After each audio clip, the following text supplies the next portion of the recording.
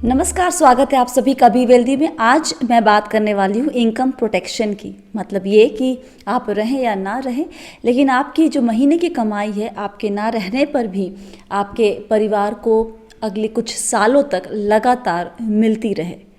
कुछ दिनों पहले एक बहुत ही जाने माने यूट्यूबर ने अपने लिंक्डइन प्रोफाइल पर एक पोस्ट किया था, एक रियल लाइफ घटना। उन्होंने लिखा कि उनके जान पहचान के एक शख्स थे जो एक अच्छी खासी बड़ी आईटी कंपनी में काम करते थे। उनकी तनख्वाह भी काफ़ी ठीक थी। उम्र करीब 30-35 साल के आसपास, और करीब 1.5 साल या 2 साल पहले उन्होंने 1.5 करोड़ का एक घर लिया था। बीते 3-3.5 महीने पहले उनकी मृत्यु हो गई एक रोड एक्सीडेंट में। अब जो परिवार का दूसरा सदस्य है, उसे घर भी चलाना है और साथ ही उसे अपना इस घर का जो लोन है वो भी चुकाना है।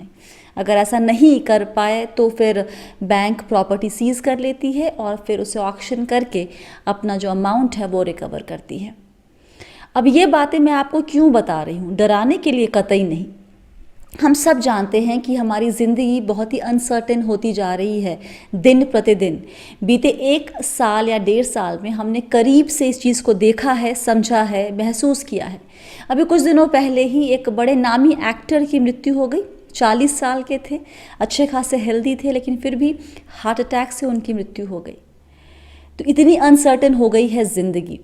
और अगर उस आईटी कंपनी में काम करने वाले शख्स ने थोड़ी सी प्लानिंग कर ली होती अपने इनकम को प्रोटेक्ट करने की, तो उनके परिवार वालों को आज शायद इतनी दिक्कत का सामना नहीं करना पड़ रहा होता। ये इनकम प्रोटेक्शन प्लान क्या होता है, इसको हम थोड़े से जान पहचान की भाषा में टर्म प्लान कहते हैं। आप बोलेंगे ओ यही बोरिंग। हाँ, ये बोरिंग है, लेकिन ये सबसे ज़रूरी भी है। अगर आप अपने परिवार वालों को प्यार करते हैं, उनके फाइनेंशियल प्रोटेक्शन के बारे में सोचते हैं, तो इससे ज़्यादा बेहतर कोई प्रोडक्ट बाज़ार में अवेलेबल नहीं है। फ़नी बात यह है कि हम अपने कार का इंश्योरेंस लेते हैं, हम अपने बाइक का इंश्योरेंस लेते हैं, हम अपने फ़ोन का इंश्योरेंस लेते हैं, लेकिन जैसे ही टर्म प्लान आता है तो हम सोचते हैं कि इस पर कमाई क्या होगी। क्यों सोचते हैं? क्योंकि प्रीमियम तो जा रहा है, इसका फ़ायदा क्या हुआ। ध्यान रखिए कि आप टर्म प्लान इसलिए नहीं लेते क्योंकि आप मर जाएंगे। आप इसलिए लेते हैं कि आपके जो परिवार वाले हैं, जिन्हें आप प्यार करते हैं, वो ज़िंदा रहेंगे। तो क्या सबको टर्म प्लान लेना चाहिए? शायद नहीं। देखिए, मैं यहाँ पर आपको कुछ सिचुएशंस दे रही हूँ। आप देखिए कि आप किस कैटेगरी में आते हैं, उसके हिसाब से आप खुद भी तय कर सकते हैं, और उसके बाद मैं बताऊँगी कि मैं क्या सोचती हूँ। सिचुएशन एक क्या हो सकती है कि आपकी अभी नई नई नौकरी लगी है, लेकिन आपके पेरेंट्स भी काम करते हैं, कोई आपके पर फाइनेंशियली डिपेंडेंट नहीं है। आपको क्या टर्म प्लान लेना चाहिए? शायद नहीं। अभी इस स्टेज पे आप अवॉइड कर सकते हैं। सिचुएशन 2, आपकी नौकरी लगी है, शादी नहीं हुई है, पेरेंट्स इंडिपेंडेंट हैं, लेकिन आपने लोन ले लिया है, तो क्या आपको टर्म प्लान लेना चाहिए? हाँ, आप ले सकते हैं। सिचुएशन 3, शादी हो गई, जो पार्टनर है वो अभी काम नहीं करता है, वो भी घर संभालेगा कुछ दिनों तक या फिर शायद आगे भी। क्या आपको टर्म प्लान लेना चाहिए? हाँ जी, आप ज़रूर लीजिए। शादी हो गई, बच्चे हो गए, पार्टनर हाउसवाइफ है या फिर घर संभाल रहा है, तो क्या आपको टर्म प्लान लेना चाहिए? शर्तिया तौर पे अगर अभी तक नहीं लिया है तो प्लीज़ लीजिए।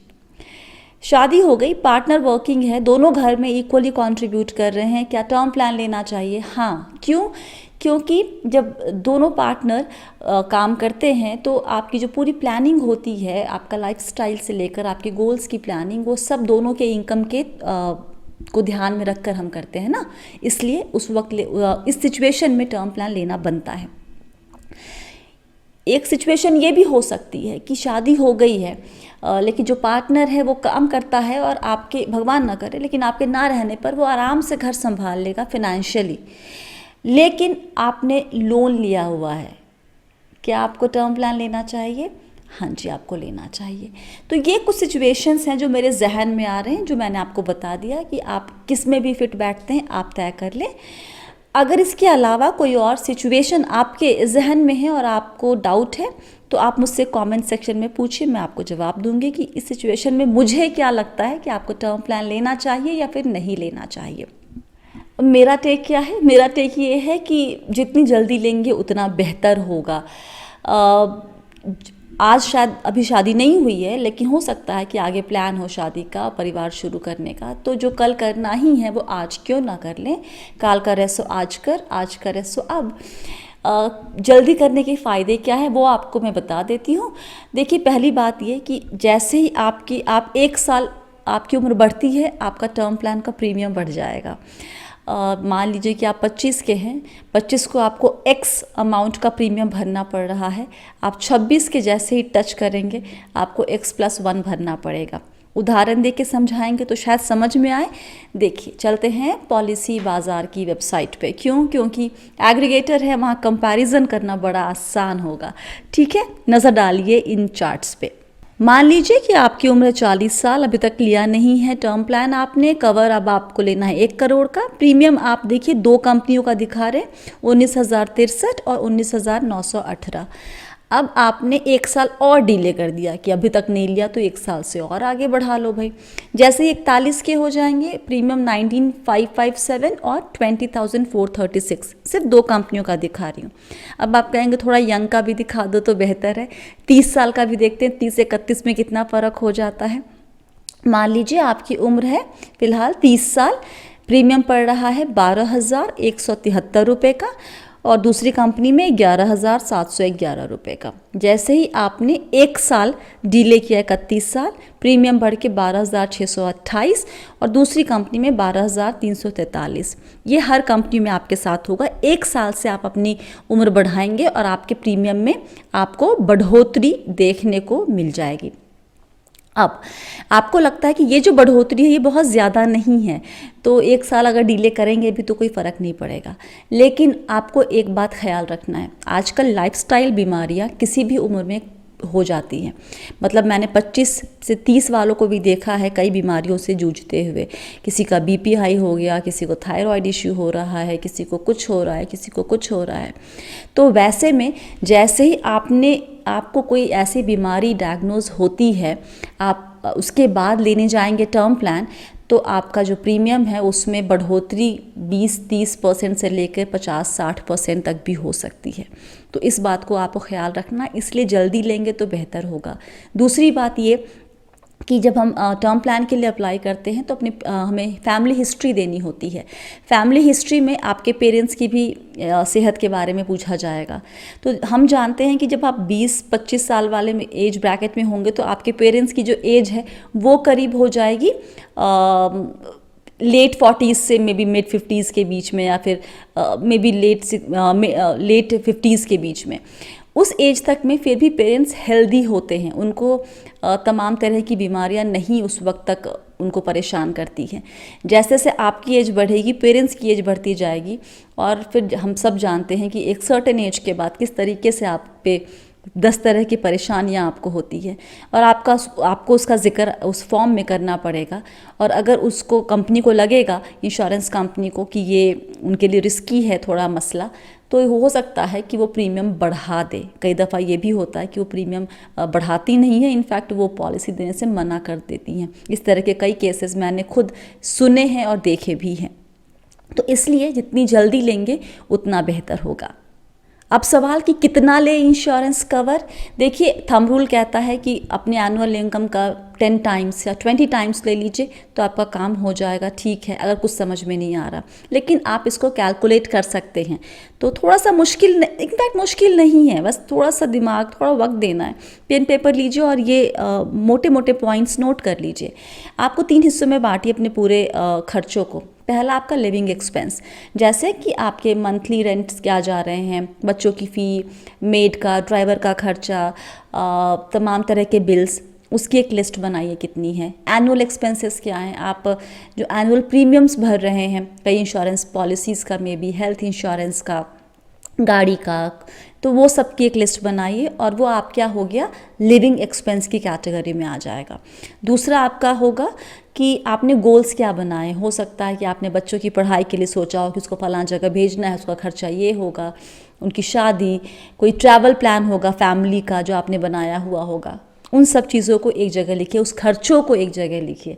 उसके बाद आता है सबसे अहम चीज़ कि आपकी लायबिलिटी क्या है, आपने कितना लोन लिया हुआ है, जितने भी तरह का कर्जा आपके सर पर है, आपको वो सब एक जगह लिखना है। इन तीनों को ऐड कीजिए, देखिए क्या रकम आती है। अब जो ये लिविंग एक्सपेंस वाला है, आप उसको कितने सालों तक के लिए करना चाहते हैं कवर, वो आपको ध्यान में रखना होगा। 10 साल या 15 साल, वो आपके ऊपर है। आपको ये भी, अब ये जो आपने पूरी रकम निकाली, उसमें से आपको माइनस भी कुछ करना है। क्या? अभी तक के आपकी जो सेविंग है जो आपने शायद किसी फिक्स्ड इनकम प्रोडक्ट में रखा हो या किसी इक्विटी फंड में, म्यूचुअल फंड, शेयर्स, तो उस सब को एक जगह रखिए, कैलकुलेट कीजिए उसकी वैल्यू क्या हो सकती है और उसके हिसाब से उसको माइनस कर लीजिए। लिविंग एक्सपेंस प्लस आपके गोल्स प्लस आपके लोन्स, और उसमें से माइनस होगा आपका सेविंग प्लस इन्वेस्टमेंट। वो रकम उतनी कम से कम आप कवर के तौर पे ज़रूर लीजिए। अब सवाल करेंगे कि भाई कि ले कहाँ से? देखिए, आप पहले ये फिगर आउट करें कि आपको किस तरह का प्रोडक्ट लेना है, क्योंकि आजकल टर्म प्लान भी सिर्फ प्लेन वनीला टर्म प्लान नहीं होते हैं, उसमें बहुत सारे आपको वेरिएशंस मिल जाएंगे। तो आप पहले वो आइडेंटिफाई करें, फिर आप किसी भी कंपनी का ले, उससे बहुत ही ज़्यादा फ़र्क नहीं पड़ता है। क्लेम सेटलमेंट रेशियो CSR देखिए, लेकिन उसको बहुत ज़्यादा तवज्जो मत दीजिए, क्योंकि वो बहुत ट्रांसपेरेंट नंबर नहीं लगता है मुझे। तो आप, और सभी कंपनियों को इंश्योरेंस रेगुलेटर IRDAI रेगुलेट करती है, सब पे सेम नियम कानून कायदे लागू होते हैं। तो आपके लिए की 2 चीज़ें हैं, प्रोडक्ट आइडेंटिफाई करना और दूसरा ट्रांसपेरेंसी बरतना, कि आपने जो जानकारी दी है वो एकदम सही दी है। यहाँ पर आपको एक इम्पॉर्टेंट नियम जो इंश्योरेंस से है जुड़ा हुआ, वो आपको जानना बहुत ज़रूरी है। उसे कहते हैं सेक्शन 45 ऑफ इंश्योरेंस एक्ट 1938।